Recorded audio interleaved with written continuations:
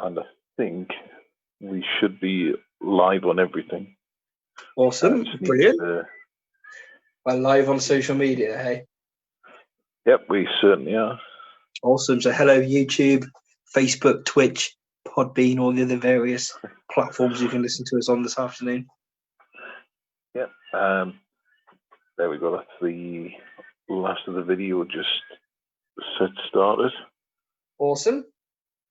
Just to remind people, obviously, that are listening in on social media, this is a radio show we're doing right now, broadcast over novaradio.co.uk, 102.5 FM. So this is predominantly a radio show. We're just filming it because we're in isolation. Ah, yes, I can see. And the theme tune should be kicking in just about 2 seconds.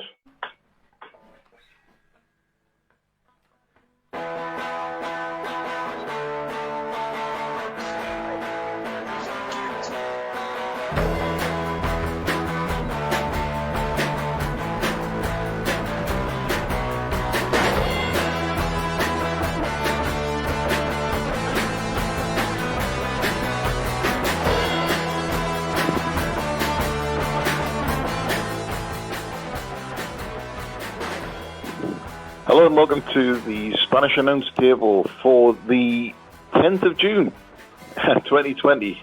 We're still somehow going. We're still somehow alive. No massive asteroid has crashed into the planet. Nothing volcanically yet. My name is Damien. I'm here with Lucas. Hey, everybody. Apologies for the slight odd sort of background fuzz on the audio link. One little glitch in the system, but these things do happen. Doing the best we can given the time climate that we're in at the moment, aren't we? Absolutely. So we're on. Wherever I was going to say, it's a funny one because we're on novaradio.co.uk, 102.5 FM. We're also streaming over YouTube, Twitch, Facebook, various other platforms. So although we've got a broader reach at the moment, there's also a lot more room for error with this one as well, especially considering we're also remotely working from home from our little stations here. So yeah, it's been a funny week with wrestling, hasn't it? It's been a very newsworthy week this week, Damien. Absolutely, yeah. I wanted to sorry, I cut you off there, my friend. What were you about to say there? Hang on. Sorry, I wanted to screen there. I was wanting to start with, bear with me just a minute, I've got a little notification on my screen out there for radio people. There we go, lovely, all done. This week is a bit of a somber one because today Bill Apter, obviously famous figure in the pro wrestling community, posted a video advising that Mr. Wrestling 2 has passed away. Now, this is quite an impactful wrestling death. We often use quite a lot of hyperbole. Best wrestling match ever, best wrestler ever, so on and so forth. And it is hyperbole. You talk about someone, you do throw around the phrase one of the best wrestlers ever. Well, Mr. Wrestling 2 was genuinely one of the best wrestlers ever from an in-ring standpoint. Very revolutionary in the way that he moved and the move set and how he worked. Very, very smooth but realistic looking worker. Such a good wrestler, and we've been sharing some of our favourite Mr. Wrestling 2 videos throughout the course of this afternoon on the Facebook page. Also, I want to run through just some of the championships this guy held. The NWA Florida Heavyweight Championship, the Southern Heavyweight Championship, the Alabama Heavyweight Championship, Deep South Heavyweight Championship, the Georgia Heavyweight Championship, which is lots of famous pictures of him holding that championship, the Macon Heavyweight Championship, Mid-South Mississippi Heavyweight Championship, the Mid-South North American Championship, also have the North American Championship on its own, the Texas Tag, a broad spectrum, the NWA United States Junior Heavyweight Championship 4 times, and that's just a handful that I've picked out here from a long, long list. Also held tag championships across multiple promotions or multiple territories, I should say, with a broad spectrum of high-profile wrestlers. Just to name but a few: Mr. Wrestling 1, Tony Atlas, Bob Orton Jr., Jerry Lawler, just to throw out some names there. Magnum TA, Tiger Conway. Ken Lucas, Sundown Kid, plenty of names that you'll recognise there. That he's held championship gold with. This guy was so good in the ring. What I would recommend, if you haven't heard of Mr. Wrestling 2, or if you don't know too many of his matches, please, I'm imploring you, take to YouTube tonight after you finish this wrestling show. Type in Mr. Wrestling 2 versus and have a look at some of the opponents that he's faced, and just have a look at some of those matches and how beautifully and impeccably they were put together. It's proper good wrestling. I wanted to mention that he isn't to be confused with Mr. Wrestling 1, who was the wrestler that was in the plane crash with Ric Flair. A lot of people get them mixed up. Different guy. This person took over from Mr. Wrestling 1. In my opinion, Mr. Wrestling 2 was actually by far the more superior. He's just got this thing about him. Just go back on YouTube, take to YouTube if you're not too sure, and you'll see what I mean. He's such a good wrestler. Such a shame. And obviously all of us here at Spanish Men's Table thinking about his friends, his family, his loved ones this week. Absolutely, yeah. He was, as you were mentioning there, he was one of the top flight of wrestlers from his era, and he was. There's no real way to sort of get across in words how good he was. You know, I mean, just as I said, we've put videos up on the Facebook page, and there's a lot more on the YouTube page as well, and on the YouTube site as well. Definitely treat yourself to watching a few of his matches. And definitely, it's funny because people say Ric Flair, Steamboat, Karl Gotch, Misawa, Dynamite Kid, maybe Pegasus Kid, Chris Benoit, Eddie Guerrero, maybe Randy Savage, Roddy Piper. These names that always come up as the greatest wrestler of all time. They always come up. Particularly, Flair and Steamboat, those sort of names. Mr. Wrestling 2 is arguably better than most of those, if not all of them. It's really, really hard. It's really, really hard to get across how good he was. I really, really, really recommend everyone to check him out, and just how realistic. It's subtly flashy, because it's not flashy like Tiger Mask. You're like, oh, look at that, but you're just like, yeah, nice. This is a good wrestling match. I just miss that style of wrestling. To me, a true alternative to sports entertainment isn't people wrestling with their hands in their pockets. It's a realistic, sports-based, gritty program like what Mr. Wrestling 2 brought to the ring, and I want to see more of that back, please. Absolutely. Hopefully, we'll start seeing a bit more of that back with. Yeah, the return of New Japan as well. The return of New Japan. That's a really good point, actually, Damien. I wanted to bring that up because I've been in, before I heard about obviously the death of Mr. Wrestling 2. I've been in a really good mood today. Reason for that is New Japan have recently had a press conference announcing that they're back.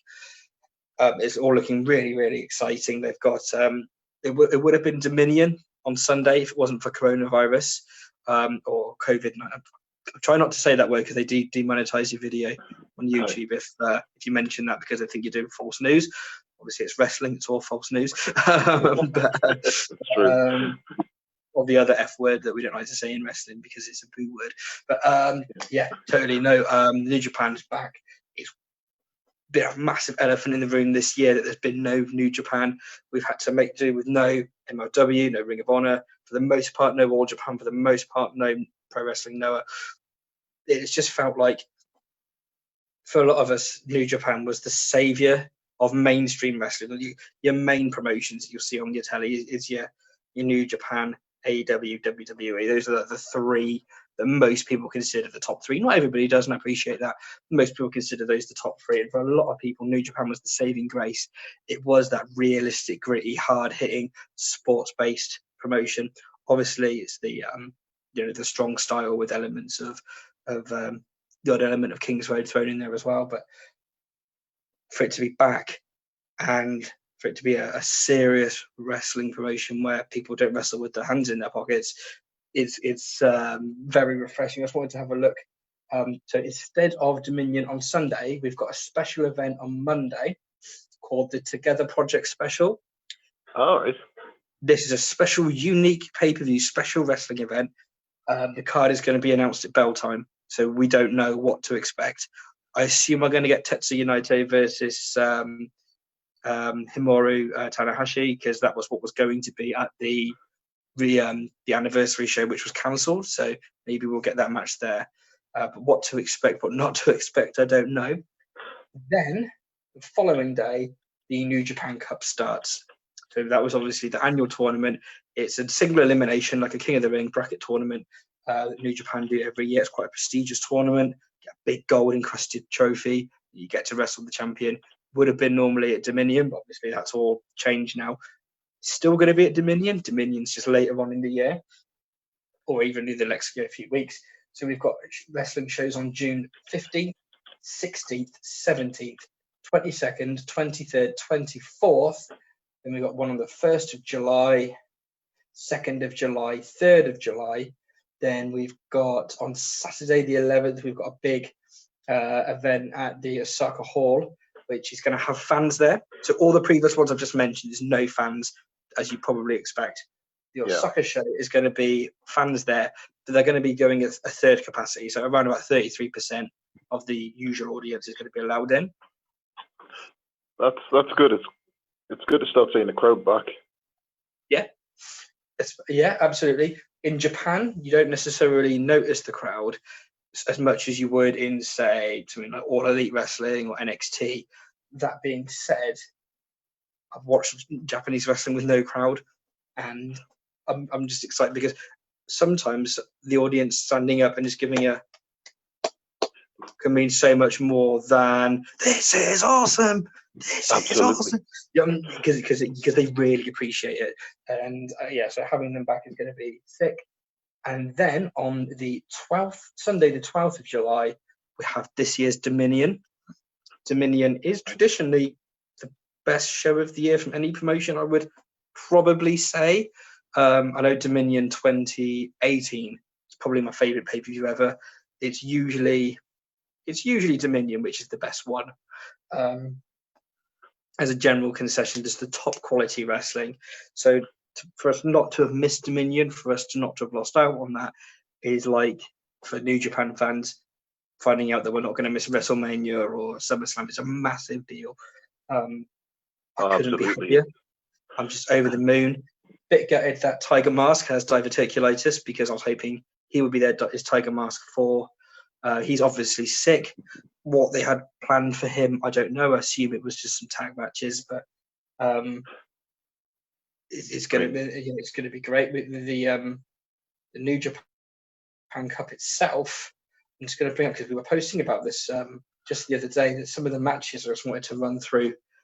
Right, I hope you guys are sitting down when you're listening to this, because it's going to be so good. We're going to get Togi Makabe versus Tsuji, Tomohiro Ishii versus El Desperado, Toyano versus Jado, Honma versus Takahashi, Kazuchika Okada versus Gedo, Yuji Nagata versus Minoru Suzuki. That's going to be brilliant. Yeah, that's going to be something special. You've got Umara versus Kanemaru.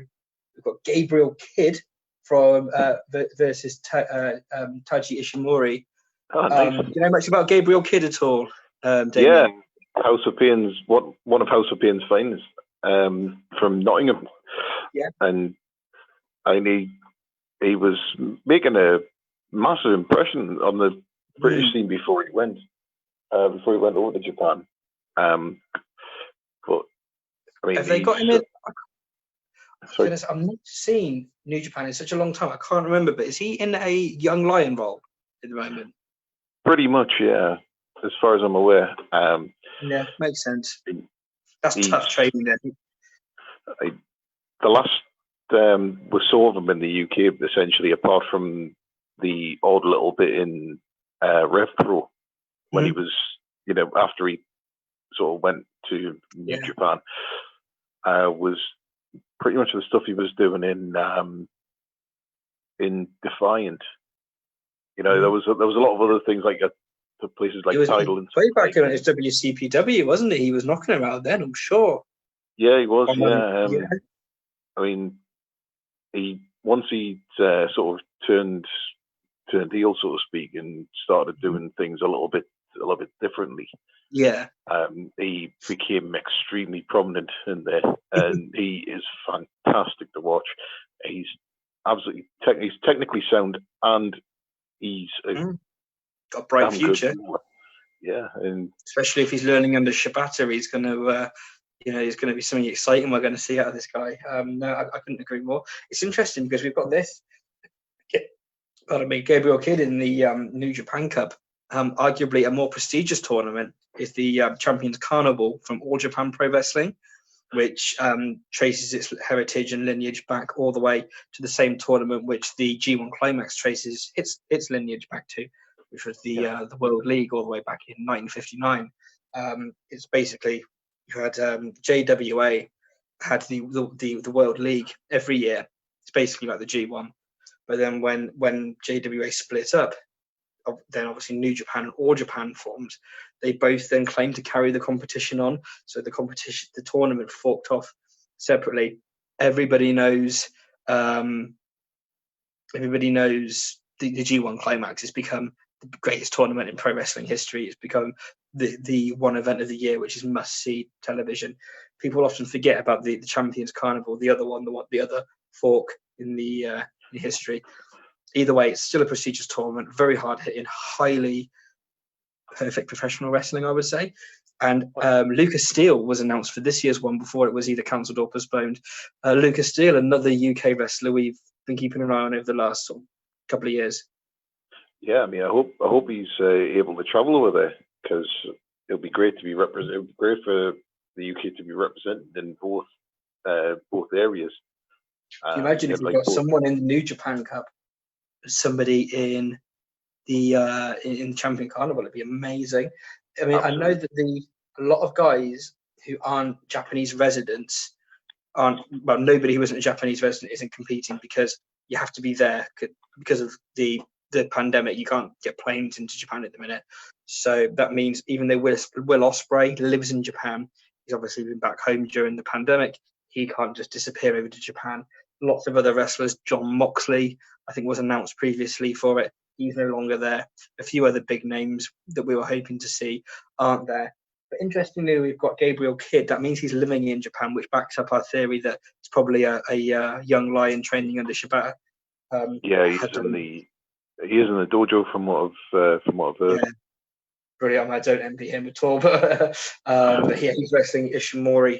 The young lions don't beat the guys who aren't the young lions. There's a strict hierarchy. They don't really get too much offense in. It's just an honor for them to be sharing the ring with someone like Ishimori. So for Gabriel Kidd, obviously he's not going to be winning that match, but I do really hope he gets a good innings and he gets a good showing, and people leave that show going, wow, that young lion, I can't wait for him to graduate.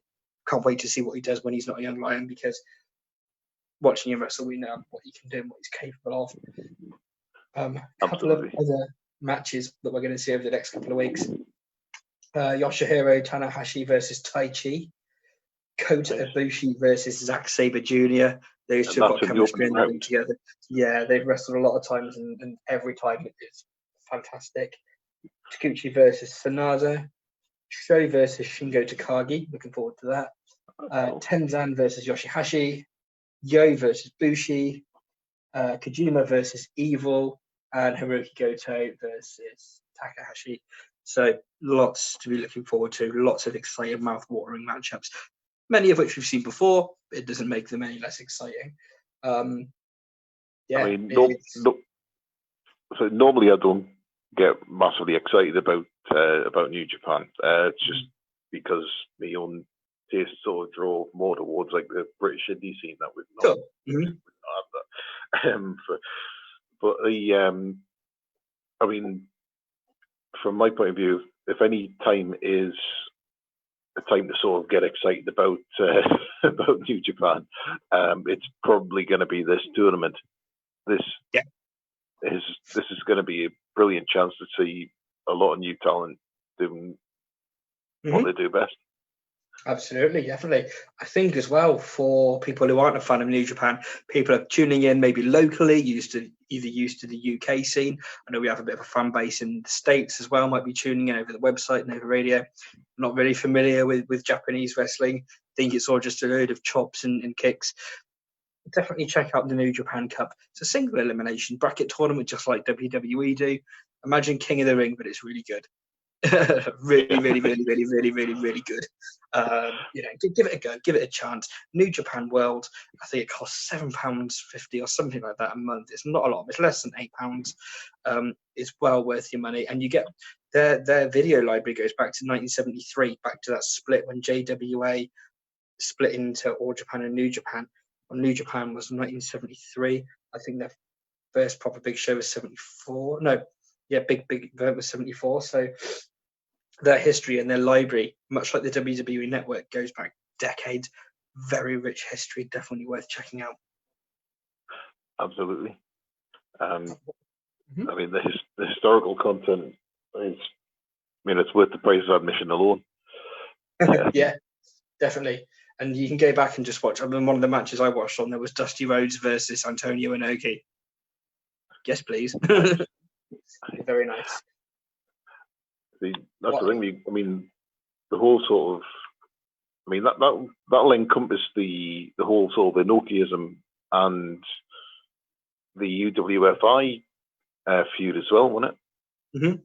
Absolutely. This was quite early. I think this was before all of that. I think this was a 1970s match, so this was quite early in that sort of in the New Japan life. It wasn't like it was taking place in the 90s or after Dusty had become a massive solo star. Before when Dusty Rhodes was yet to have won. From what I gathered from when I was watching it, I haven't watched it in a while. And I might be wrong now if anyone wants to correct me in the comments, but the Dusty Rhodes versus Antonio Inoki match on New Japan World, I'm sure, was in Dusty's like mid 70s more, when he had that different look to when he was the NWA World Champion. See, there was a good bit of crossover between the NWA and New Japan for a long time, wasn't there? Oh, absolutely. I mean, and there has been a big crossover, more so with All Japan. I would say when with All Japan and NWA, their partnership is my favorite partnership in wrestling history. The NWA International Heavyweight Championship to me was as important, if not more so, than the NWA World Heavyweight Championship throughout the 60s and 70s. Some of the matches that took place, they just felt so important. And you have the NWA International Tag Championships, amongst other things as well, going on. So there was a lot of talent. Bruiser Brody in Japan. You had the Funks in Japan. Harley Race in Japan. Then you had guys like Jumbo Tsuruta come over to the the States. Just fantastic matches from some.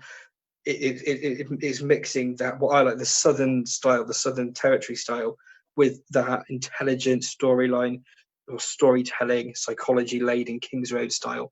What a brilliant mixture. I don't think you can get any better than those two styles mixed up and gelled together. Absolutely.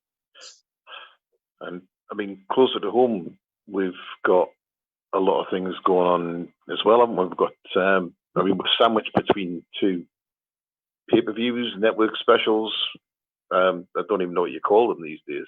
I mean, we've just come off the back of NXT's. We'll call them pay-per-views.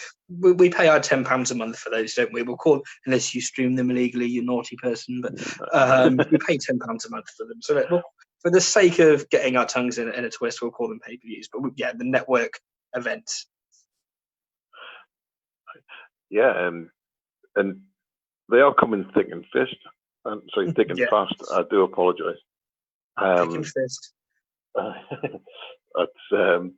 That's probably something to leave for about another hour, roughly. They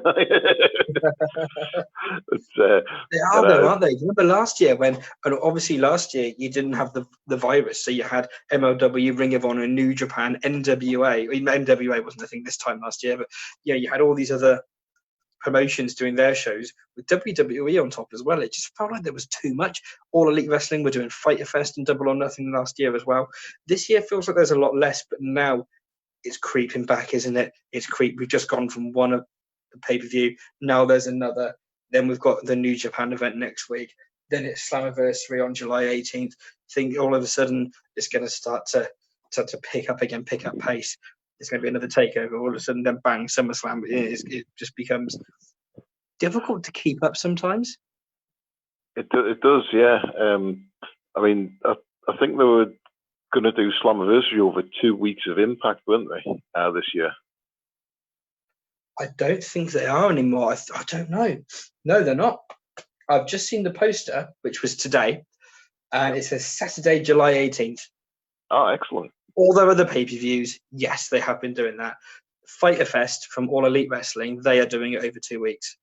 Got you. Yeah. That's why you're probably thinking. Yeah, you're thinking Fighter Fest. And yeah, you're correct. They are doing Fighter Fest instead of a standalone pay-per-view, which was going to be in the UK. All Elite Wrestling now are just doing 2 regular sort of Dynamites, but they are going to be their Fighter Fest pay-per-view spread over 2 weeks. The same as how they did Bash at the Beach back in January. Yeah. Slammiversary, which is obviously Impact's big annual anniversary event, that is going to be traditional pay-per-view on a Saturday. Main event being Tessa Blanchard defending the World Championship against Ace Austin, Michael Elgin, Eddie Edwards, and Trey, who is a mid-carder from a stable called the Rascals. Should be a great match on paper. I mean, it's one of these things where with matches like that, it can kind of go either way. It can either be an absolute cluster and sort of you can wish that someone would come with a massive broom and sweep it out the ring, you know. But on the other side, it could be absolutely fantastic and steal the show. I mean, what the scene we've done here is they've tied a whole bunch of other storylines up in a match with the world champion. Yeah, exactly. Yeah, you've got all the storylines going on at once in one match, and then throwing the world champion in. It can be a bit of a cluster, you know what? Obviously not so as well on the radio as well as social media. Absolutely. But I mean, I would normally say it's great because Trey can take the pinfall, so that way Michael Elgin and Eddie Edwards stay strong. That was my mindset because you don't want to pin either of them two. They both wrestle in Pro Wrestling Noah. Eddie Edwards is a former GHC world champion. You know, you don't want to be pinning either of those guys. That being said, there was previously a triple threat match with Michael Elgin, Eddie Edwards, and Tessa Blanchard scheduled for a few weeks ago that was cancelled because of the virus. So presumably one of them was going to take a pinfall anyway. I assume it's going to be Eddie Edwards because you don't want to be pinning Michael Elgin because obviously it's not realistic that anyone on the face of planet Earth could ever pin Michael Elgin because have you seen Michael Elgin? So I just assumed that you'd want to protect Eddie Edwards now. I hope it's Trey that takes the pinfall just because you want to protect the others. Ace Austin they've established as the top mid-carder. He often defeats main event level guys. He's a long reigning X Division champion. Established him as the top of the mid-card. He fights main event guys too. Michael Elgin, big hoss, shouldn't be jobbing to anybody. Have you seen Michael Elgin? Eddie Edwards, similar thing. He's a 2-time world champion, once in Impact, once in Pro Wrestling Noah. Again, you want to protect that stock that you've got with somebody like that. I think if Tessa Blanchard's going to retain, which I hope she does, it's got to be Trey that takes the pinfall. What are you thinking about this? What's your overall thoughts on Blanchard as champion and the components of this match? What are we thinking here, Damien? I think obviously there's been with there not being around, it's been difficult to assess. This is why they brought the other belt back and stuck it on Moose, was it? Moose, yeah, Moose is the TNA champion, which is basically an interim job, isn't it? It's it's kind of like meant to be something for people to fight for while something in the meantime, isn't it? Yeah, Tessa's been quarantining or something, hasn't she? She's been quarantined down in Mexico, I believe, with her husband. Right. That would explain it. I didn't realize she was actually No, she's not like on the on site or anything like that. One thing I did want to do is give a shout out to people watching on YouTube, to Sophie and to Johnny who are watching along. So hey guys, I have been meaning to say hello to you guys the whole time through. I keep talking about wrestling because this is a wrestling show, but so I would say hello to Sophie and hello to Johnny who are watching. Thanks for tuning in, guys. Yep. Hello. Slammiversary. It should be fun with the EC3 teasing that he's going to show up, showing videos of all these alumni. These WWE fired guys, and what we're thinking about that, because obviously Rockstar Spud's not going to turn up because he's signed with WWE on live TV. So that's the thing. Like, I'll be interested to see how many of them are still free agents by the time Slammiversary comes around, because there's a lot of negotiation time left. There is. I mean, Nick Aldis has made it quite clear he wants to defend the NWA title against Joe Hennig. And nice. On Impact, Rhino cut a promo backstage this week about how he's got a friend who's got kids. Obviously, that was the tagline of his former tag team partner, Heath Slater, recently released from WWE. So there was a little seed planted there. So I hope that goes somewhere. Oh, yeah. I mean, I think if I remember rightly from some of the interviews as well, I think Heath was not too happy with the situation in WWE. I don't think he's not exactly going to be chomping at the bit to go straight back. Mm-hmm. Absolutely. No, I agree. It's because they apparently they weren't listening to his ideas. Then obviously when they just stuck him into a load of random situations that didn't make any sense. No, I think a fresh slate would do this guy a lot of good, wouldn't it? Fresh. Absolutely. So I just wanted to touch on In Your House that's just been and gone. We both watched it. What were your opinions on the show? What were you thinking about the show? I was a little bit unsure about a couple of the matches because I wasn't sure what they were going to sort of do with them. The Ciampa and Cross match came out a lot differently to how I envisaged it. You think it was going to be more competitive? Yeah. I didn't think we'd see as much of a sort of one-sided show than. I'm quite glad that we did get that, though, because I left that thinking Tommaso Ciampa is one of the top guys in the brand. This guy's just steamrolled him. How cool is Cross? Yeah, that was what I took from that. I think too much of a 20-minute Broadway with signature moves being kicked out of, and Ciampa keep getting up from the suplex. There's only so much of you that you can do and be like, you want him to come in and make an impact. Save that 20-minute Broadway for this time next year. Absolutely. Or this time in 6 months. Do you know what I mean? This is pretty much a good sort of exercise in sort of smashing someone over. It's like this is basically it wasn't a complete squash, but it was. Yeah, absolutely. It wasn't a complete squash, but it was a decisive victory, definitely. And I think Tommaso Ciampa could have afforded a loss at that pay-per-view.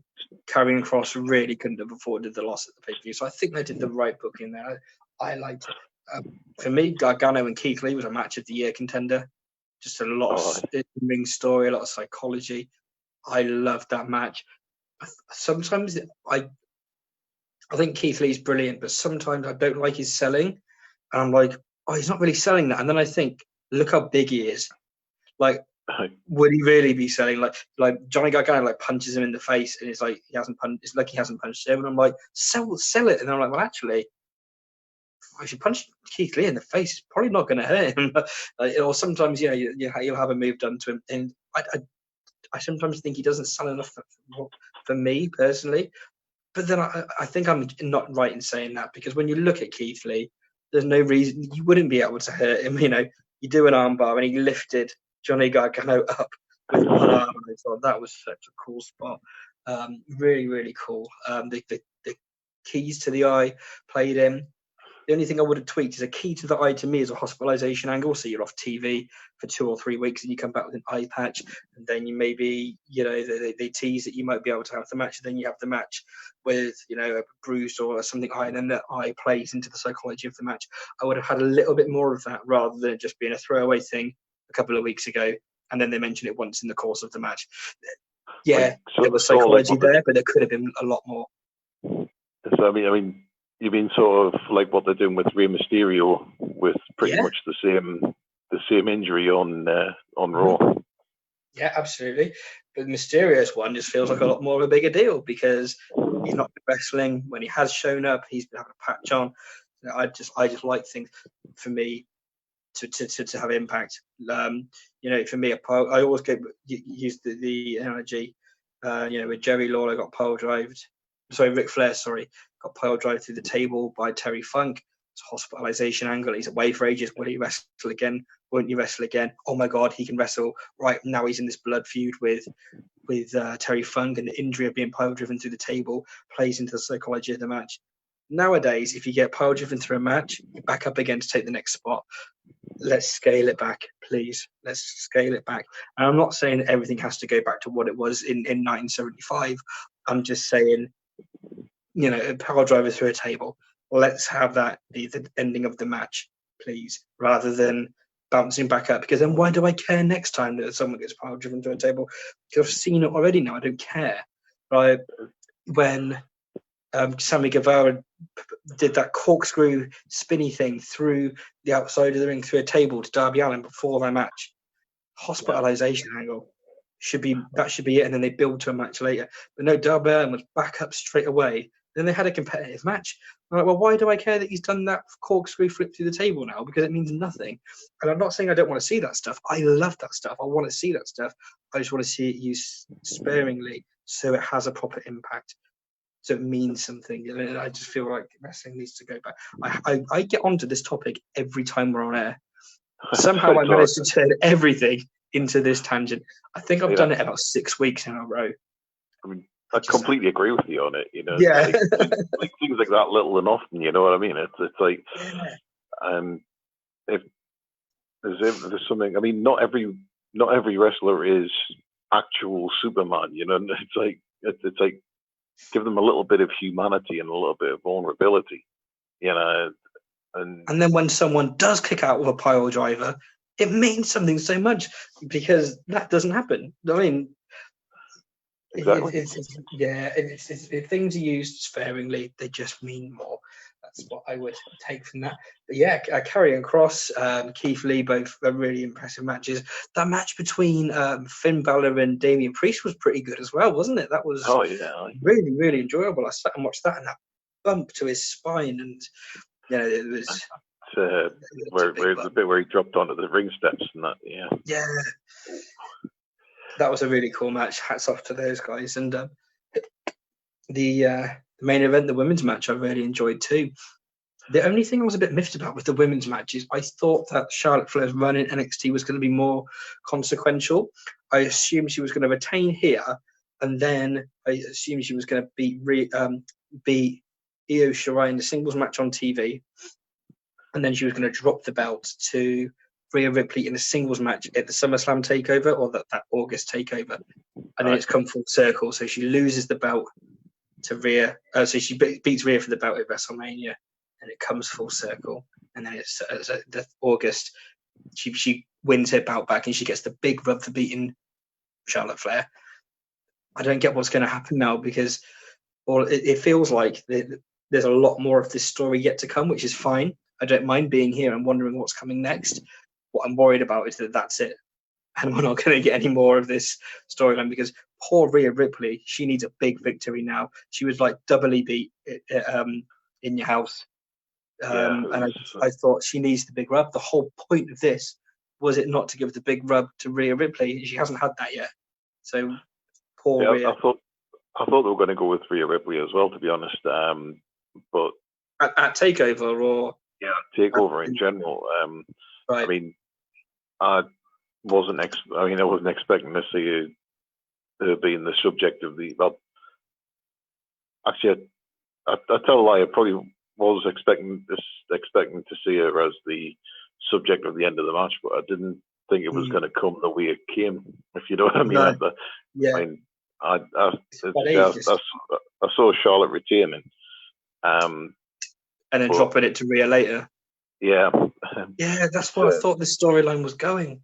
I mean, don't get me wrong. I've often said on air, Io Shirai is the best wrestler in the world, and I do believe that. And I'm not unhappy that she is the NXT Women's Champion. I just rather that would have come like at a time when it meant something again.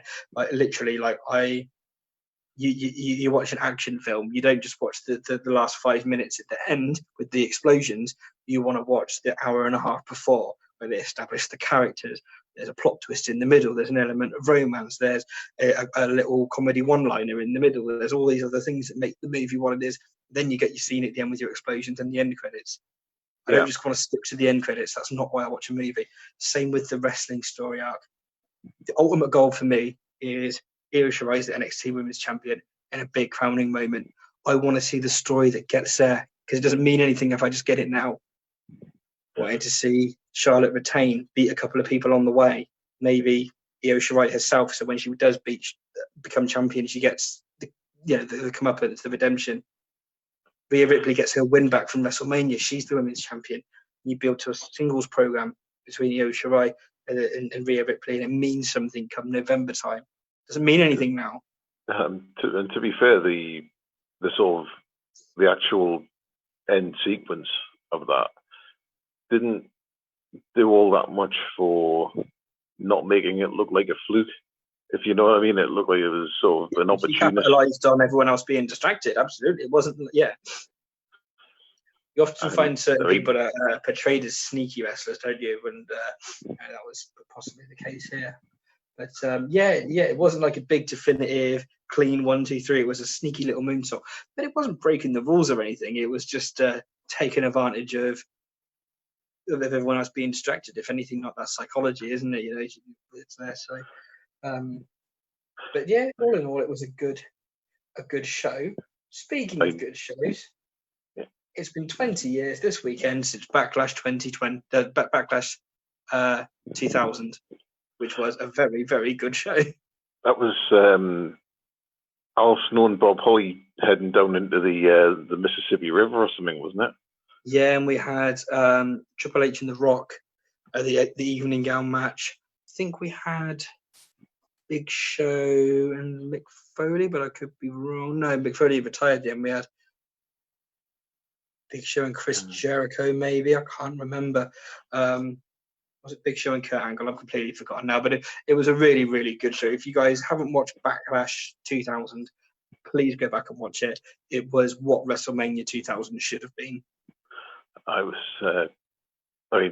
remember being massively impressed by it, to be honest. Yeah. What did you think of this year's lineup? Have you seen this year's card for Backlash?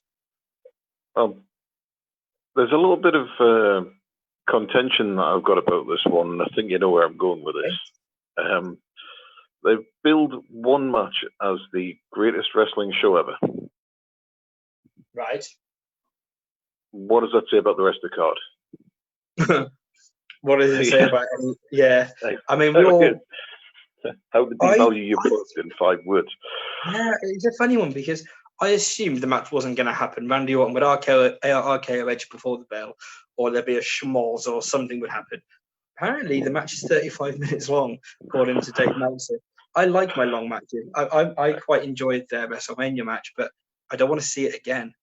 I want to see Edge and Matt Riddle. I want to see Edge and AJ Styles, Edge and Aleister Black, Edge and Keith Lee. I want to see Edge and Seth Rollins, Edge and Roman Reigns. I want to see all these crazy possibilities. I want to see that I've never seen before. I can't wait to see them. I feel lagging here with Edge and Randy Orton. I wasn't that into the feud 15 years ago, or whatever it was that they first fell out. I'm not into it now. And I didn't like it when they threw Edge back into the feud for WrestleMania. But I ended up loving it throughout the course of the promos and stuff. But that was a line drawn under that feud at WrestleMania. I don't want to be seeing more of it. Let me see Edge with AJ Styles, please. Edge with Drew McIntyre. Come on, let's see some of this.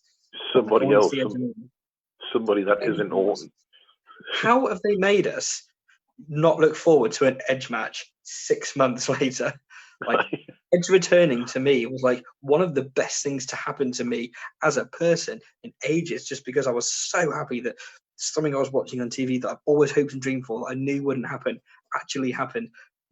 I was so happy Edge was back. How have they made us not look forward to this within 6 months? How have they? It's impressive. Crazy, isn't it? It's mad.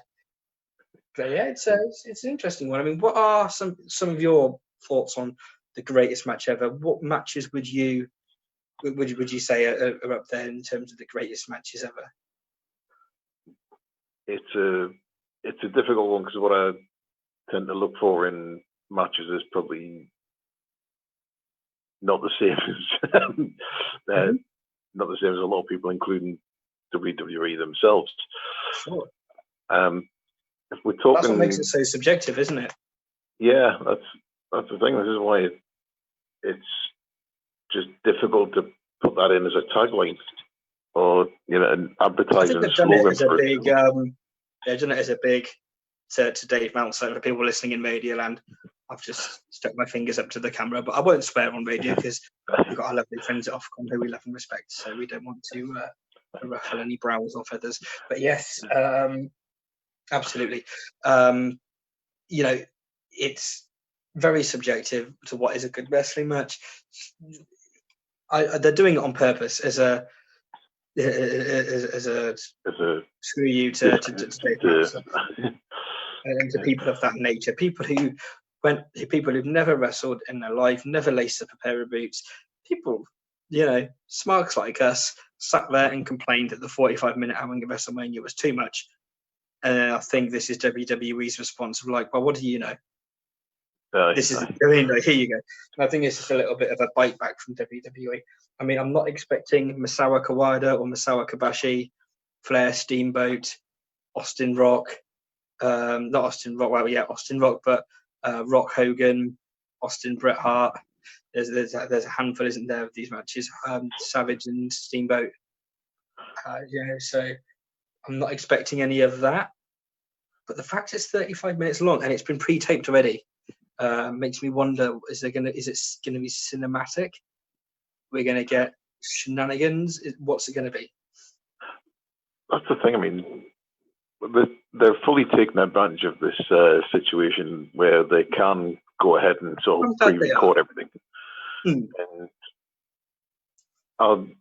I'm not sure how they're going to use it or how they're going to weave it into this particular one this time. I genuinely hope that there's something else on the card that completely outshines it.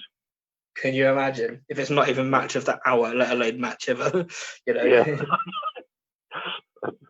Like I tell you what, we've got Apollo Crews versus Andrade. That could be, if they let those two go half an hour. Can you imagine the band? Oh yeah. They've got Drew McIntyre and Bobby Lashley. People might turn their nose up and scoff at that. If you've watched that match for the Impact World Heavyweight Championship a few years ago, about 2013, 2014, something like that, maybe a little later perhaps, very good match, highly entertaining feud. They've got chemistry together. Either guy might not be your cup of tea, but when you watch, I know for a fact McIntyre and Lashley have good in-ring chemistry together, so there's no reason why that shouldn't be a barn burner. I'm going to run through the card. We'll start with Edge versus Orton, which I assume will close the show. So, is it going to be cinematic, Damien? Probably going to lean to yes on that, to be fair. I think they're going to take advantage of being able to film it in bits and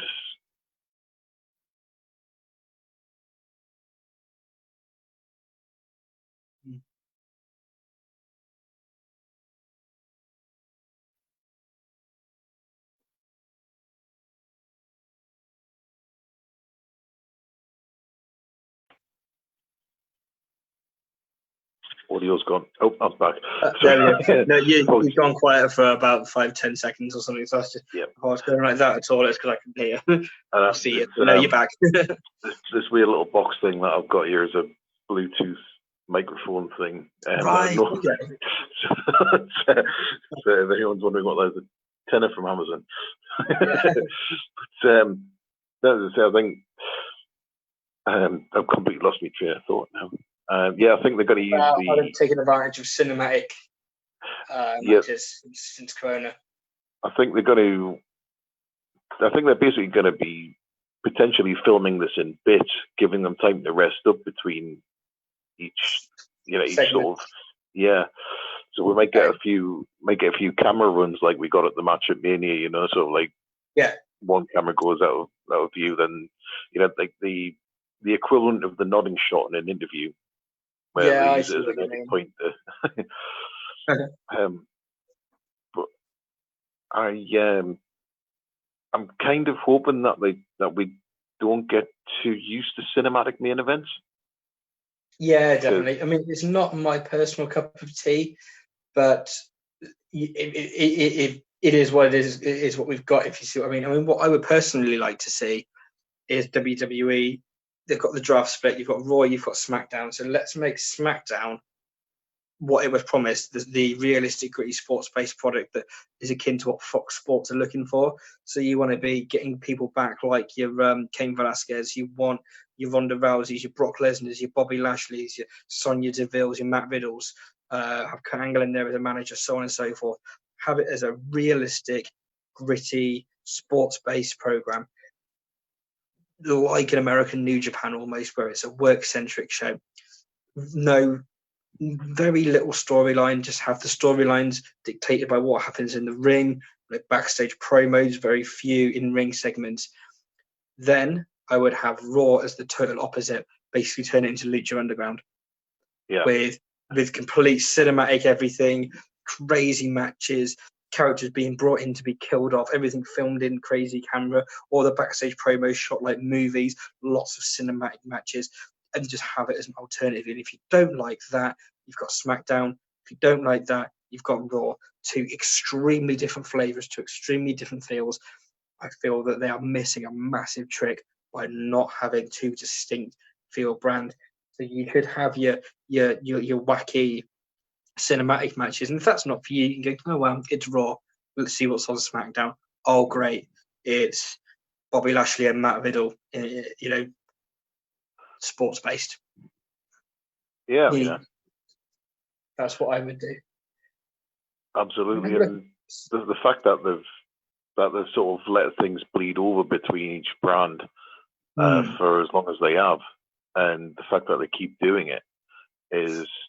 I think they have to during lockdown, but as long as things go back to normal after, I'm fine. Normally, I'm a stickler for brand splits being separate. You don't merge the line. I don't want to see Raw wrestlers on SmackDown. I don't want to see SmackDown wrestlers on Raw. During the pandemic, I can turn a blind eye and go, do you know what? They're all backstage at the Performance Center anyway. Let's go easy on that. But as soon as things go back to normal, I want it to be regimental. This is Raw. This is SmackDown. I watch this show because I want this. I watch that show because I want that. You have it that way. Yeah, I mean, it would be great to have that choice, because I mean, I would have thought that would have been the entire purpose of the brand split anyway. It seems at the moment that they just, it seemed even before the pandemic started, and everyone got various people couldn't make it to the Performance Center to perform. Easy, yeah. One aforementioned match on the card is for the United States Championship. Is the relatively new champion of Apollo Crews defending against the guy who won it from Andrade.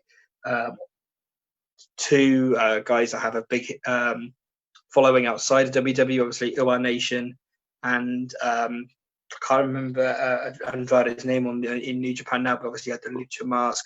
He's part of La Sombra, wasn't he? He was a part of Los Ingobernables in AAA. Two awesome wrestlers. This could be a 20-minute barn burner, or it could be the usual sports entertainment 6-minute match. It's probably what we're getting. What do you think is going to happen here? What is it going to be, a barn burner, or is it going to just be a normal sports entertainment match thrown away on the pre-show? What are we thinking here?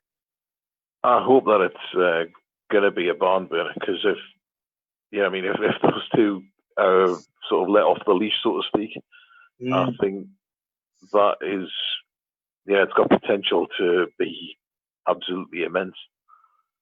Definitely, no, it really does. I mean, I am a massive, massive Apollo Crews fan. That's why I want him to lose the United States Championship to Andrade, and then I want him to turn heel in the next coming weeks, blame maybe some of his babyface friends, or snap in a tag match when somebody else gets an opportunity at the time, because you don't get automatic rematches anymore. So maybe when somebody else, Akira Tozawa, gets a shot at Andrade instead of Apollo getting his rematch, he snaps, he turns heel. I want to see, some groundwork being done for Apollo Crews, and let's see him going a new direction. I want him to lose, but it's only because I love him. And also, Andrade is such a good guy to be carrying gold. I love both guys. I'm kind of interested to see where they're going to go with the stable at him, Zelina Vega, and Garza. Is it Angel Garza? I'll be honest with you. There's something I noticed about him a couple of weeks ago, and I forgot to mention altogether. It's just when he started one of his backstage promos, he literally quoted Swiss Tony. Right. Really? Winning a wrestling match is like making love to a beautiful woman, and then he went into the word. It was like Swiss Tony. Of course, he did that at the start of the program when I know the promo you're saying now. Actually, I mean, backstage with Charlie Caruso, wasn't he? Yeah, I mean, with it being that early on the program, I was literally about to doze off to go I just got a caught wind of that and just started having a death fit of laughter. Finally fell asleep about 2:00 the following afternoon at work. It was just odd to hear those, but I'm sort of not sure what they're actually doing with him. With Angel Garza. I mean, he's a lot like his cousin Sammy Guevara, where he can take a loss and it doesn't mean anything because he gets over in defeat all the time, and he can be this kind of sleazy, goofy, punchable, smarmy heel that gets over in defeat and leaves you wanting more. Very rarely do you get that with someone. It's a rare sort of angle of charisma that is very hard to hit on the head, and both of those cousins have got that in barrels. So yeah, and I think maybe tease Dissension, or you could keep him teaming with Andrade. I like him with Andrade at the moment. I quite like that, Latino Lothario team, the hotheads. They've been teasing the breakup with obviously Zelina Vega. Maybe they go down that route. Maybe Angel Garza costs Andrade the match here, that then furthers the dissension there, and then maybe they have because can you imagine Angel Garza versus Andrade at SummerSlam? That would be good. Yeah, that would be great. I've got this sort of, I wouldn't really call it fantasy booking, but this is kind of the way I sort of see it playing out in my head, where the dissension's teased, and then the dissension sort of turns its focus on Zelina Vega. Right, okay. And that split happens, and then you've got Andrade and Angel Garza going after the tag team championships instead of chasing the US. But Zelina Vega's so good. I followed her career, Thea Trinidad, since the beginning. She's so good in the ring. It's such a shame to see her in a managerial role when we know how she can go. She's actually really entertaining in the ring, and I want to see a lot more of her lacing up the boots as opposed to just on the outside of the ring. Absolutely. Same as Scarlett Bordeaux. I hope she doesn't turn into just the valet. I hope she does get to lace up the boots, because she's another one. She's not just a pretty face. She can go in the ring. So I want to see more of them too in the ring and not just on the outside. I would be good. To be honest, I'm just imagining the match between the two of them. Yeah, I was literally just thinking that in my head there. Yeah, cracker one. Yeah, absolutely. I'd love to see that. They've both got history in Impact Wrestling as well, haven't they? Both of them too. Yeah. Speaking of fantastic female wrestlers, there is a triple threat for the women's tag. So on this one, we've got Bayley and Sasha Banks defending the titles against Bliss Cross Applesauce and the Iconics. So you've got Alexa Bliss and Nikki Cross versus the Iconics versus Sasha and Bailey. Where do we think this is going? Because I think you could have the Iconics win like they did at WrestleMania last year and beat Sasha and Bailey. And that teases now the dissension between Sasha and Bailey because they're obviously splitting up at some point. Or you hold off and you do that split at the next pay-per-view. I think we're being played with on this one, to be honest. That there's the teasers of dissension, but then nothing happens. But it's getting more now. I mean, they've been teasing dissension for what, like 2.5, 3 years now. Yeah. I'm not even exaggerating, but I just the last 3 weeks, it's been quite intense, and every pay-per-view this year, it's been notable. Every pay-per-view, there's been something that makes you go, "Oh, there's a big tease," and just the last 3 weeks has been turned up a notch. It's happening, I'm sure. If it's not this pay-per-view, it's got to be the next one, which I assume is Extreme Rules. I think that will then lead into the rivalry, which will get the culmination of it's SummerSlam with Sasha Banks winning the title from Bailey. Do you think the women's title? I think, to be honest, I've got this feeling that Bailey's going to retain that. Oh, so they've been building this feud for like all those years, and then the championship doesn't change hands. That's a good one. And it'll be 5 years actually at SummerSlam since they had their Iron Woman match, the Iron Man match at TakeOver. It's one of the best wrestling matches in WWE history. In my opinion, people laugh at that and they're like, "Are you kidding?" Sasha Banks and Bailey. You've got Savage and Steamboat. You've got Austin and Hart. You've got Rock and Hogan. Go back and watch Bailey and Sasha Banks, please. It's so good. It's really good. It's a light year away from what they're doing now. It's like a completely different ball game to how they're presented on TV these days. Absolutely. I mean, if that's going to be 5 years on, what better time than Chapter 2? What better time for Chapter 2? Yeah, I agree. I think this could be the. I mean, I'd love to see the Iconics with the titles again because I'm a massive fan of both of them. They've come on leaps and bounds since returning. It's like watching different wrestlers. Remember they were on SmackDown last year and they weren't very good at wrestling. Yeah. Now it's just like, what? These are the two same people that I watched in NXT and the Iconic duo, and it's wow, they've come on leaps and bounds in my opinion. I love them both, and so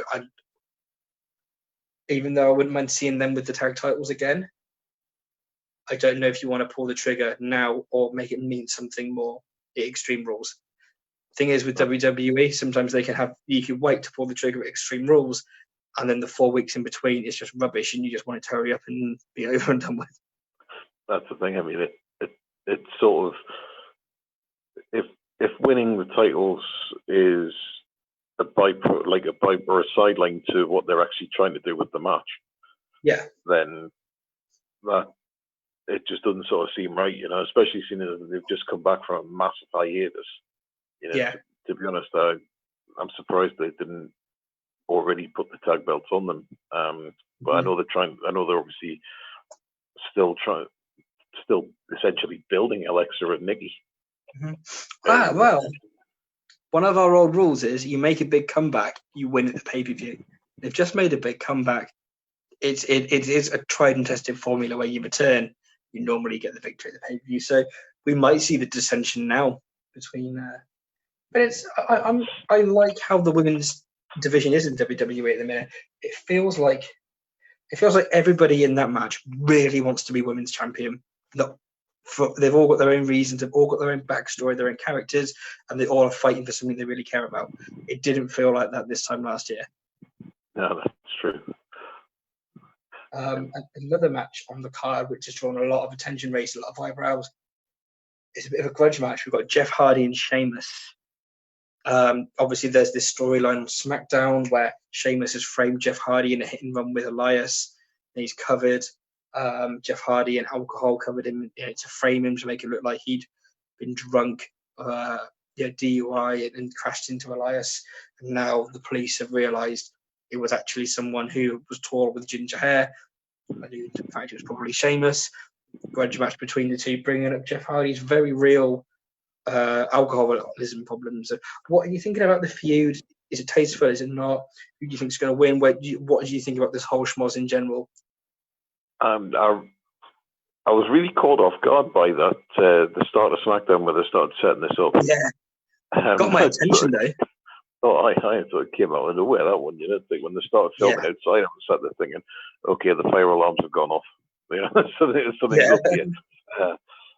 But Titus O'Neil's left the toaster on or something. Yeah. Well, that's what happens when you. That's kind of what happens when you sort of spend most of your time underneath the ring as opposed to inside it. You know, install a kitchen, set the smoke alarm off by setting the toaster on the go. But, I'll quickly let you run through this match just while I run and grab something, David. You carry on letting everybody know what you think about this Backlash match, and I'll be back in just 30 seconds. No worries. Well, this is a bit of a weird one. They've specified Thor with red hair or a red beard. I can't remember whether they said red hair or red beard, but this, for some reason, in my head is pointing to a returning Eric Rowan coming back instead of Sheamus, just for no reason whatsoever.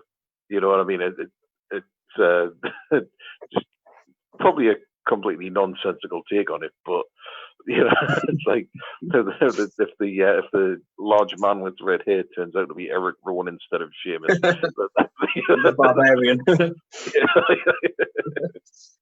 Interesting, or was it the berserker? Yeah. No, interestingly, I mean, they let Jeff Hardy go because he didn't have any alcohol in his breath. Just because he wasn't drunk doesn't mean he didn't do the DUI. The car was still in his name. Everything else waited to him. It's like, well, sorry. Oh, well, because you weren't drunk, we'll let you go. But I think it's WWE's sort of reasoning where it's probably going to be people whose intelligence they're insulting watching. So they're just like, well, let's just, So in storyline, Sheamus has been hit by a car. It's in Jeff Hardy's name. Jeff Hardy is thought to be driving. But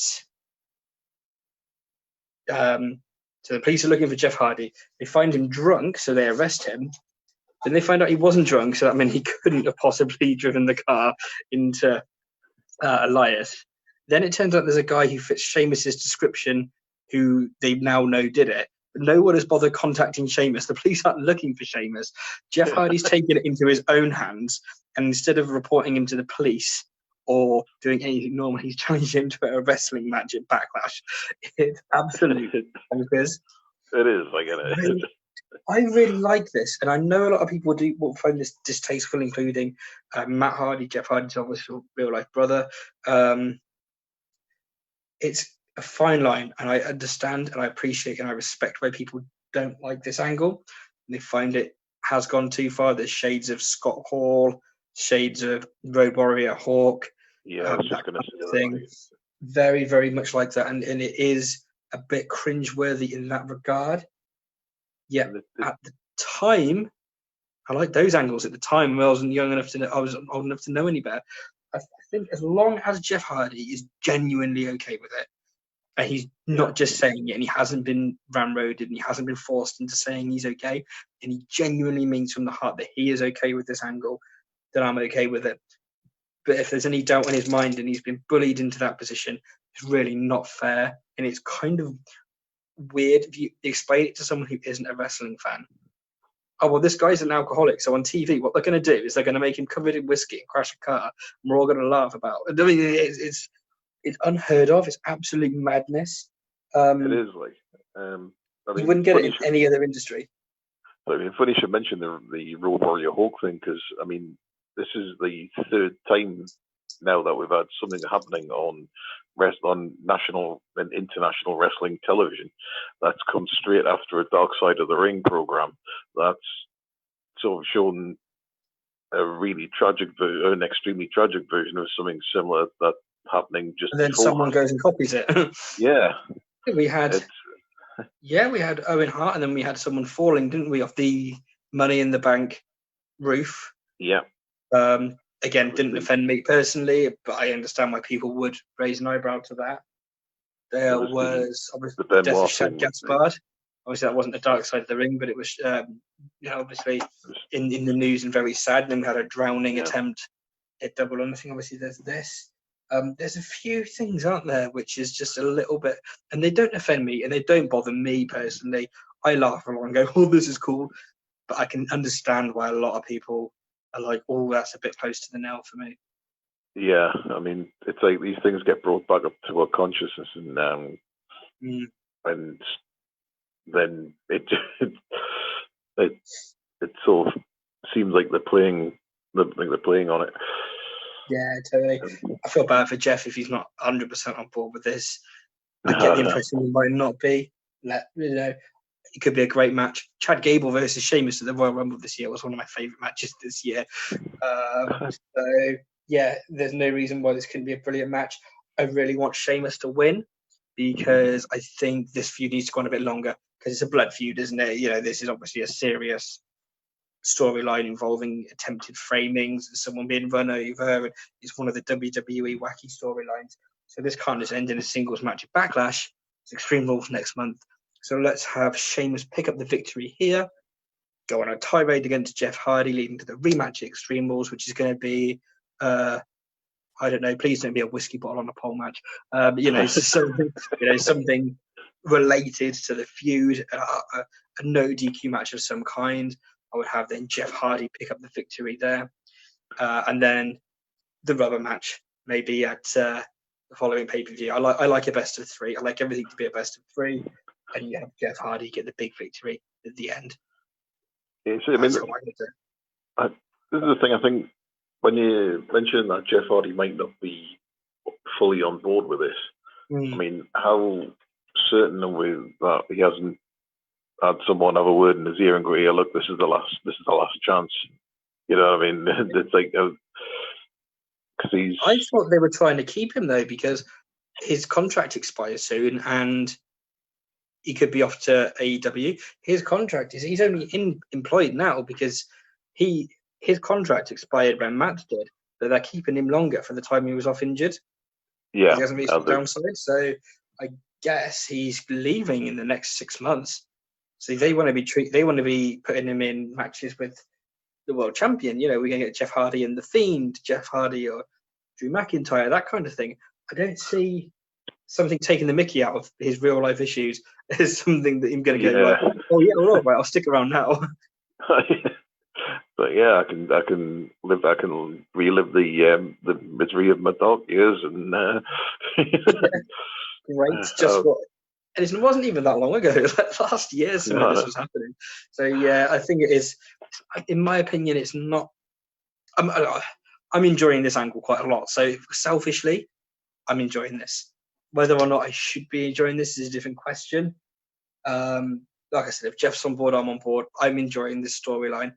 I just hope that everyone involved is feeling the same as myself and not feeling pressure and feeling like, that they're being ridiculed. Certainly Absolutely. something, do you think they're punishing him for Matt leaving to AEW? I bet they're not because they want to keep him. Surely they want to stop him going to AEW. So they're not going to be punishing him even if they want to. I would think that I mean, that's the thing. It's difficult to really figure that out because they want to keep him, but at the same time they want to prove the point. And you know what McMahon's ego was like, you know? It's like, well, that's how we end up with one half of the Heart Foundation is who at one point. Like after back in the day, and various other bits of silliness throughout history. And I mean, yeah, they're not beyond sabotaging their own product to prove a point to somebody. You'd like to think so. It's WWE, Damien. Of course, they would cut their nose off to spite their own face. It's WWE. 2 words: King Mabel. Yeah, okay. Shouldn't have happened. Should have been Triple H. But they wanted to prove the point, and they promptly nearly took their one. Was it not Austin that took Triple H's spot? Because the way I've remembered it, Mabel was 95. Triple H would have been more applicable in '96, wouldn't he? And they gave it to Austin instead. That's how I've remembered it. So yeah, I'm getting my timelines mixed up. Jesus, so sorry. Excuse me. It's only a year apart. I mean, you're only a year out. I think Mabel won it in '95 and had that run, and then the following year was going to be Triple H, and they gave it to Austin, didn't they? I'm sure Mabel wasn't meant to happen. Yeah, we'll get people to put in the comments. Who was it that was the replacement King of the Ring winner for Triple H when he did the curtain call? I think it was Steve Austin who did the 316 promo. Damien saying it was Mabel. He went on to become the King Mabel. And the reason why I say that is because the King Mabel was King of the Ring when he sat down on Diesel at SummerSlam when he did that seated move, wasn't he? Or was he? Yeah. I mean, pre-Helmsley. I'm getting me timelines completely mixed Maybe up. I am. No, that's I am. Both years. Well, it's all a part of the same timeline, really. You're only a year, so it's not like you were like saying it was Kurt Angle or something. Completely. One match. Oh, sorry. Yeah, sorry, I cut you off there, Damien. Go ahead. Sorry, go ahead. One of the matches I'm looking forward to is Asuka putting the championship on the line against Nia Jax. Do you think Asuka's going to be a bit heavy-handed with Nia Jax by the way she's been potatoing people and dropping people on their heads? Do you think she might get a bit of a comeuppance here? I assume this is going to be the babyface of Asuka versus the big bad monster heel of Nia Jax, and you tell the story of the babyface overcoming the monster heel, building some momentum for the next pay-per-view. That's the way I see this here. I don't see the title changing hands. I think they're going to build towards Asuka and Charlotte Flair at a future pay-per-view, and I think this is just a roadblock on the way for Asuka. I think, to be honest, it seems a little bit sort of silly for Nia Jax to even have that match. To be fair, even sort of have she shouldn't be in this at all. Yeah, I agree, and I try to like Nia, and I have been very forgiving. I've been heavily critical. I've also been very forgiving as well, and I think forgiveness is starting to wear thin now. When a lot of people backstage feel really negatively about Nia. Personally, I'd like to see her go back to the PC. People forget she is one of the last. Remember when they just used to employ models instead of actual wrestlers? She's one of the last models to be employed with no wrestling background. People assume because she's The Rock's cousin, she knows wrestling, but actually, she was just one of the models. So I think she just needs to get back to basics, get back to the PC for 18 months, because how many people has it been now? It's been Charlotte, Zelina Vega, Becky Lynch, Kairi Sane twice. That's just the thin end of the wedge. I really, really hope she doesn't injure Asuka. I shouldn't be going into this match thinking that. I like my snug workers. I like Vader. I like Dirty Dick Slater. I like, wrestlers like that where they're going to leave you with a black eye out. I like that stiff kind of vibe to it. I don't like unsafe workers. There's a difference in terms of stiff working between Vader and Ahmed Johnson, where certain people just need to be refined. I just think Nia Jax getting rewarded for her multitude of issues doesn't send out a good message. I don't know. It doesn't. Back if this was 20 years ago, I would have said they'd put her in that match to teach her a lesson, and Asuka's going to kick her head in. But this is a different time now. It's a publicly traded company. It's a different world now. It's not like when they put Daniel Puder in the ring with Hardcore Holly and Eddie Guerrero and Chris Benoit and let them have it. It's a different world now. To be fair, there's still potential for Asuka to, as you say there, work a little more slow. She does that Stardom, that Japanese style, doesn't she? So we could well see some blows come here. There's a handicap match for the Universal Championship. So you've got Miz and Morrison taking on Braun Strowman It's been a very comical feud, them playing pranks on him, getting busted, having their van turned upside down, people getting gunged. Usual WWE mid-2000s sports entertainment, PG era schmoz. I assume this is going to be Braun Strowman retains. No part of me even thinks that Miz and Morrison stand a chance. It'll either be a competitive 6-minute match that Strowman eventually wins, or it's just going to be a flat-out squash.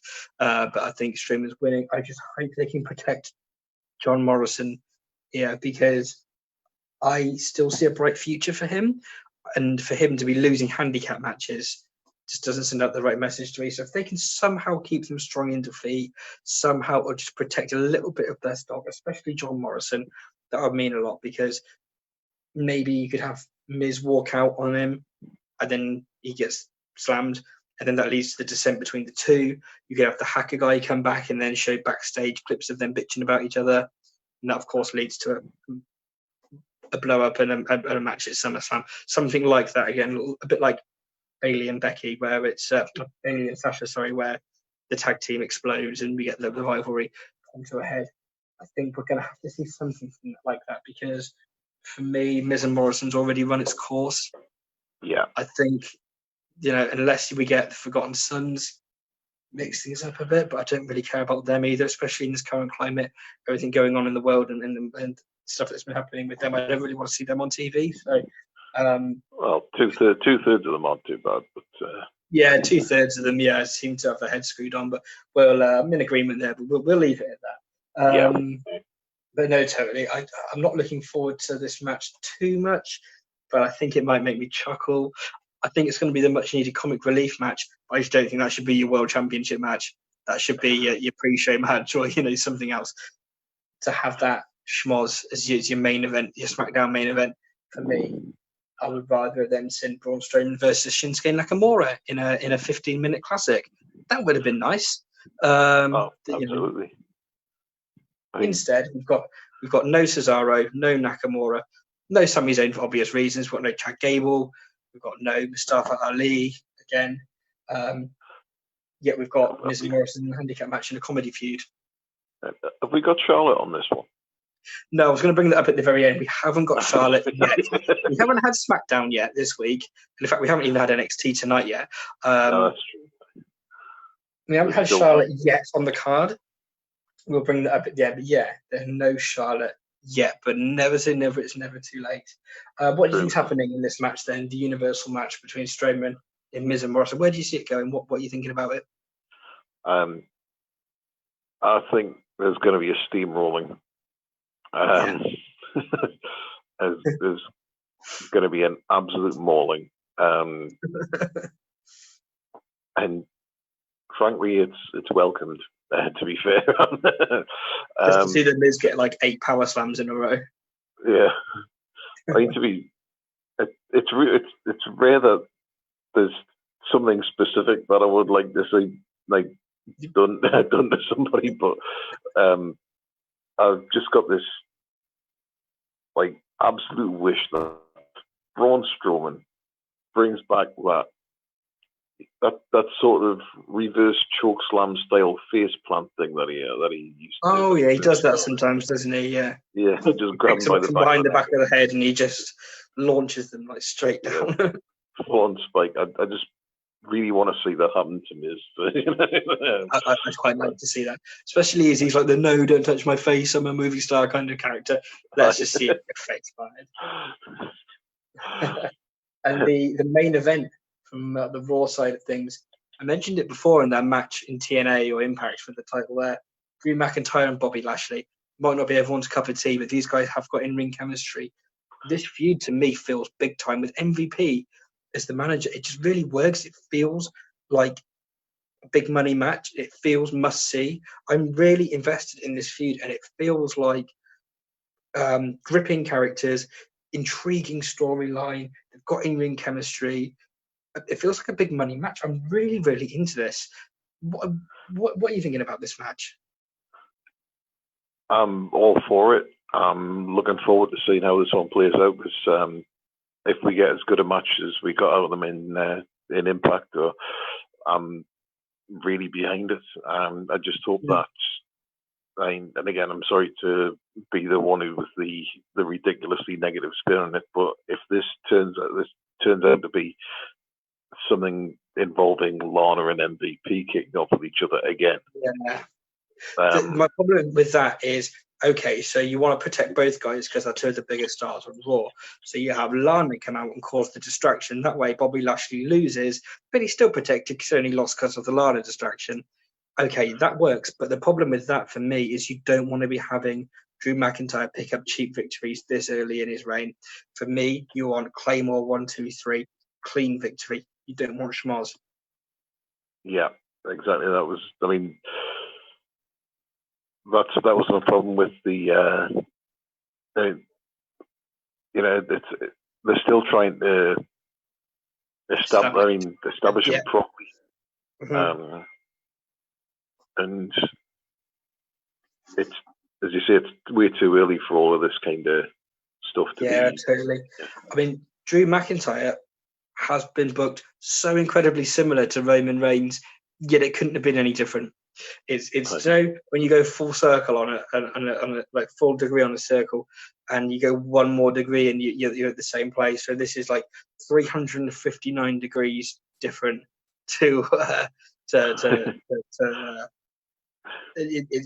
it's so weird because he picks up clean victories all the time. He overcomes the odds. He's the invincible Superman. Yeah, he's in loads of segments. He wins every main event. The difference being is he doesn't feel like this blue-eyed, cape-wearing, like cheesy character. He feels like a legit badass. Drew McIntyre is a big, scary, threatening guy who, when he walks in the room, you shut your mouth. Where you look up to him, you respect him, and you kind of want to go for a beer with him because you secretly want to beat him. He's everything you want out of your babyface wrestler. He's someone that when he walks in the room, he's got your attention because he's intimidating. He's a tough guy. He's a badass. Yet you kind of think, God, I bet he gets all the girls. I want to hang around with this guy. Look at this guy. I want to go for a pint with him. What a legend. He's cool. Roman Reigns wasn't effortlessly cool. He was, look how cool this guy is, everybody. He's really strong. Don't you want to be like him? And it just felt so clinical and contrived and plastic and forced. It doesn't feel like that with Drew. They've somehow got, I hope it's because it's unscripted promos and he's got this natural charisma. I think Roman Reigns, Joanna White, probably could have been in the same position, if not better. I think the scripted promos and the contrived story, really hindered him. I think Sucker in Succotash was what. Yeah. If you'd have let him go out and be Joanna White, the big, scary, badass Samoan, we could probably be talking about a completely different wrestler right now. So please don't screw this up, WWE. There are two baby faces in the world that work well, and it's badass, cool Drew McIntyre. And in AEW, you've got the blue-eyed baby face, the white meat Cody Rhodes, and that kind of works too. And normally that doesn't work. I've just described what went wrong with John Cena, what went wrong with Roman Reigns, that over-the-top blue-eyed baby face. Cody makes it work because, again, it's not scripted promos or overly scripted promos. They are scripted. They've been scripted by himself. So these people just feel like, it feels like I know them and I could go for a drink with them and hang out with them. They feel like real people. Roman Reigns never felt like that. John Cena never felt like that. They feel like stars, these people. Drew McIntyre, for me, I want him to carry on feeling like an action movie star and not a Disney star. Do you get what I mean? I get what you mean. It's it's the difference between sort of the star of a family sort of,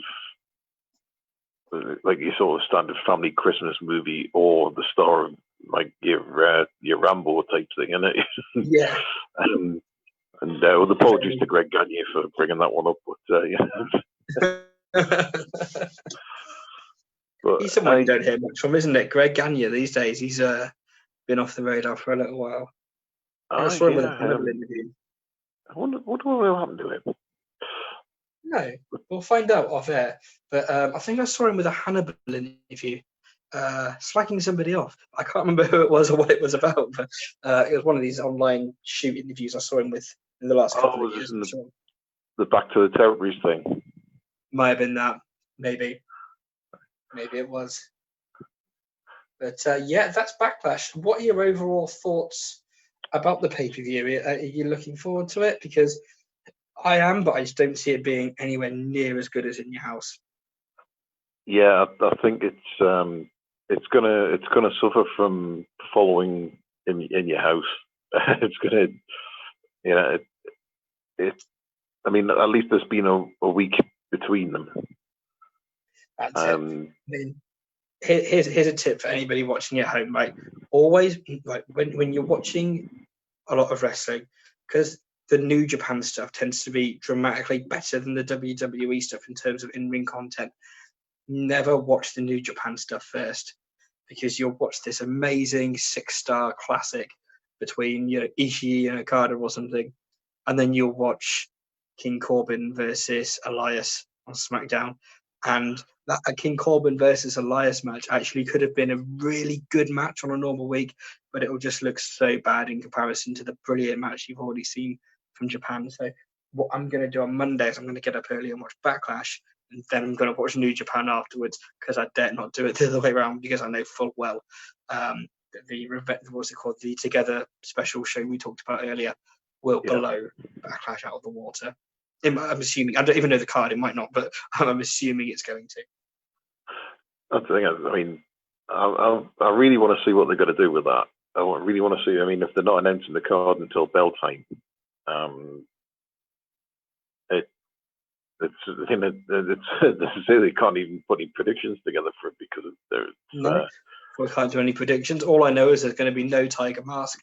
My prediction was the Tetsuya Naito versus Tanahashi match. Sorry, but then there's also going to be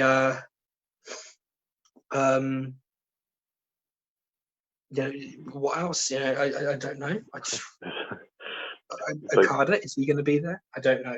But one thing you mentioned earlier, Damien, is Charlotte Flair. Is she going to be there?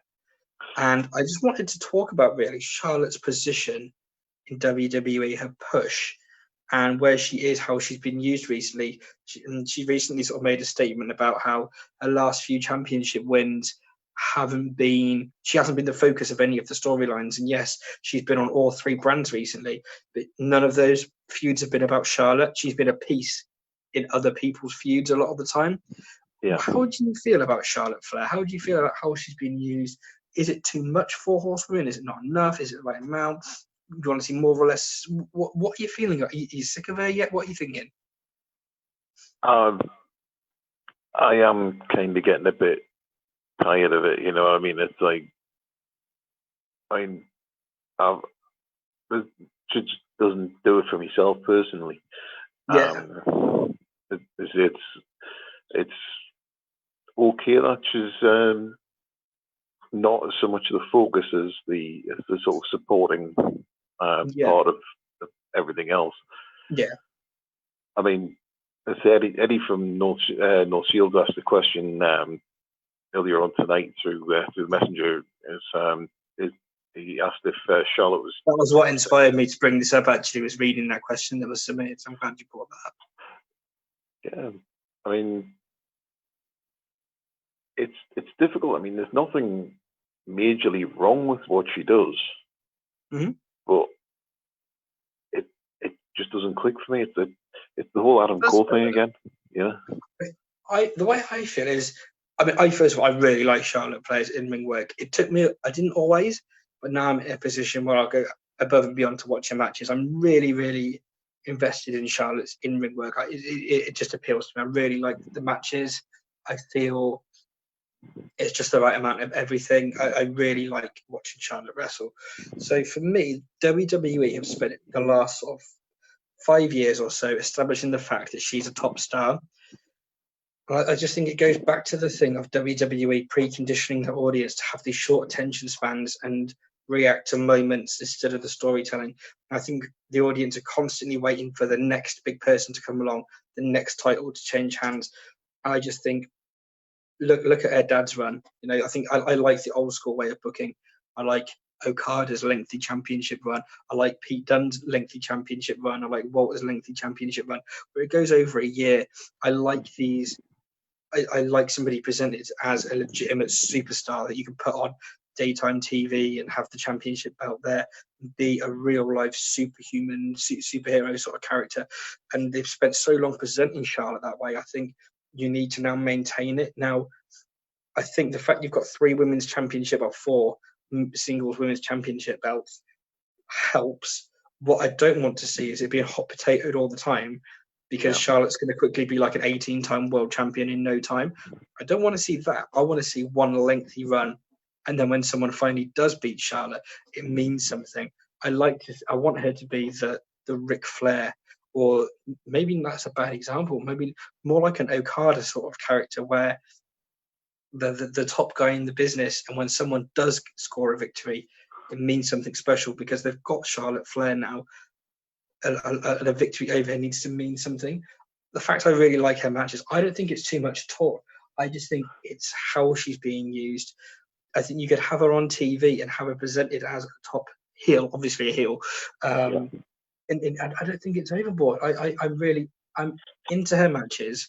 I just think have her presented as this unstoppable star. As long as it's not hogging the spotlight, and you still have your Kairi Sane, your Io Shirai, your Asuka, your Shotzi Blackheart, your Shayna Baszler, your Becky Lynch when she comes back, Sasha Banks, all getting strong pushes and other feuds going on. There's no reason why you can't have this omnipresent Charlotte Flair there, in my opinion, like you had the traveling world champion Ric Flair, omnipresent, always there in the territories. Actually, that's something we haven't seen much of Shayna Baszler. No, not in a few weeks. Not in a few weeks. She might come out in the Raw Women's Tag Match and attack Asuka. Charlotte versus Asuka at Extreme Rules, maybe. No, sorry. Shayna versus Asuka. Sorry.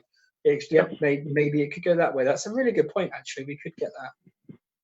I hope we do now. True.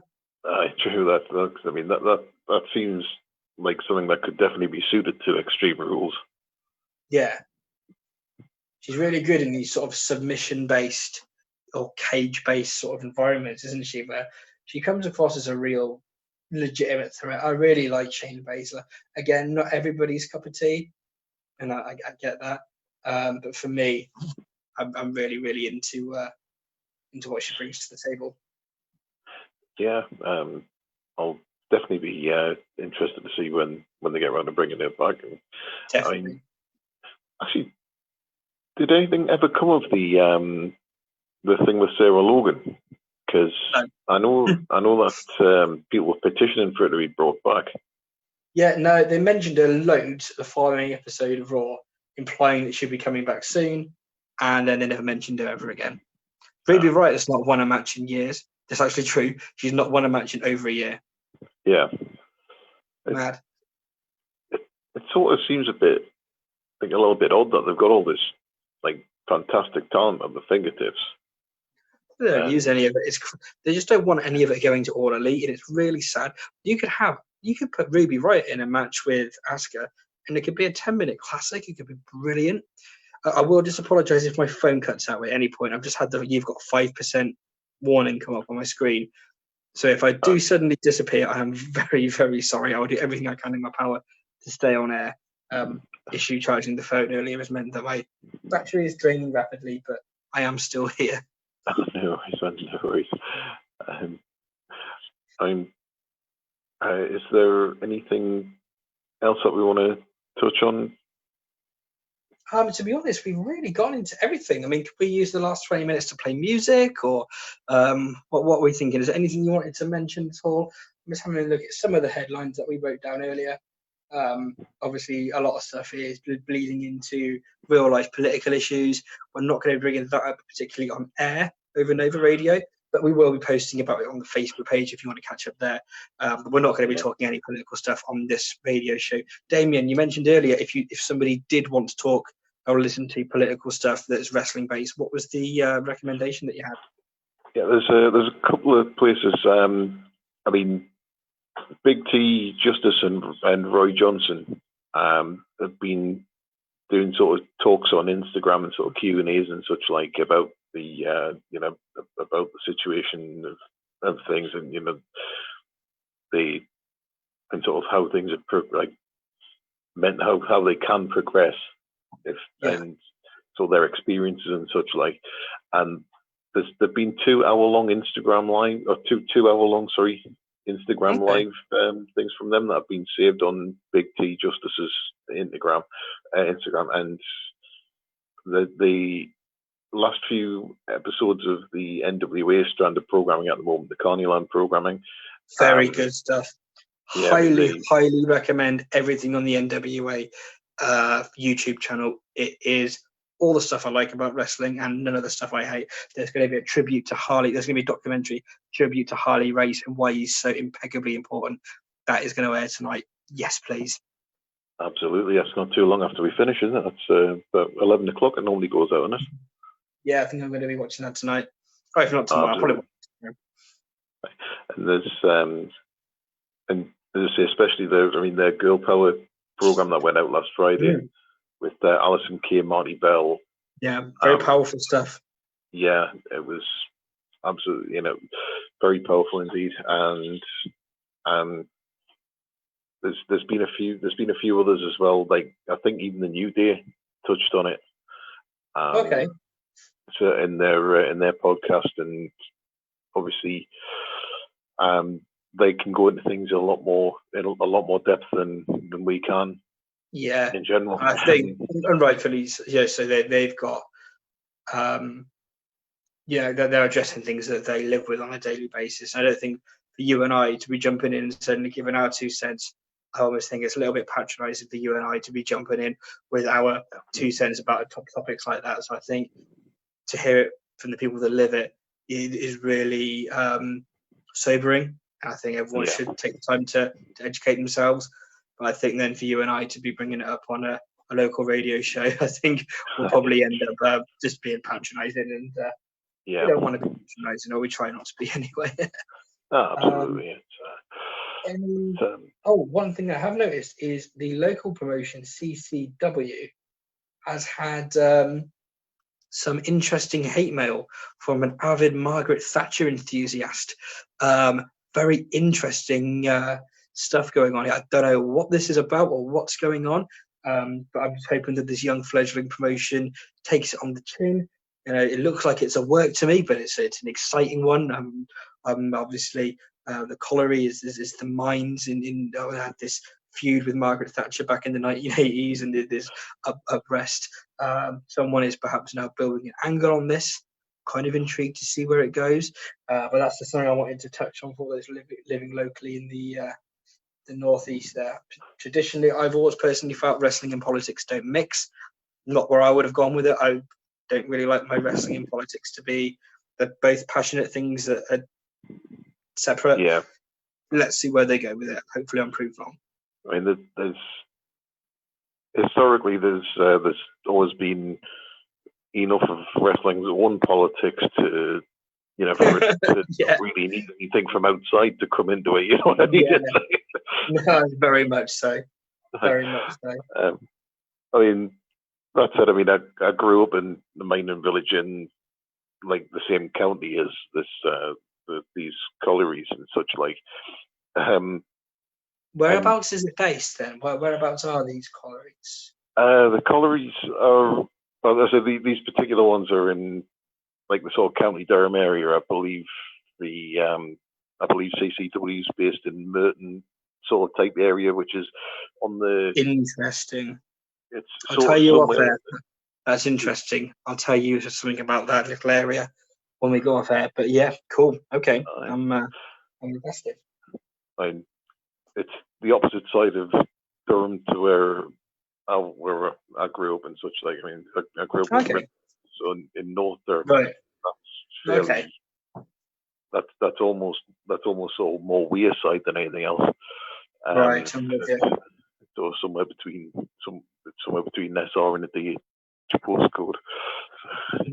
Just before we go off air, I wanted you to tell me what you think the best event is going to be, just out of the 3 close ones together. So I'm not including Money in the Bank and WrestleMania and not including Dominion, which is going to be in July, just including Double or Nothing, Takeover, Backlash, and the New Japan show on Monday is 4.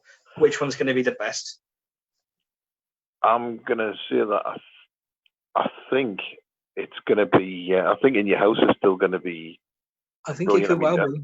And that's solely because we don't know what's actually going to be happening with that New Japan one. Yeah. It's like, I mean, that's the thing. There's nothing out there. I mean, for all we know, we could get like a show completely made up of like young lions and. Yeah, that's true. One thing I will predict is not for the. Oh, I'm gone. Oh, yeah, you're going sideways there. Okay, bear with me 2 moments there. So it looks like we've lost Lucas there. If you bear with me 2 moments, we'll call it a day for the stream. And Nova Radio listeners, stick with us. We'll be with you in just a moment.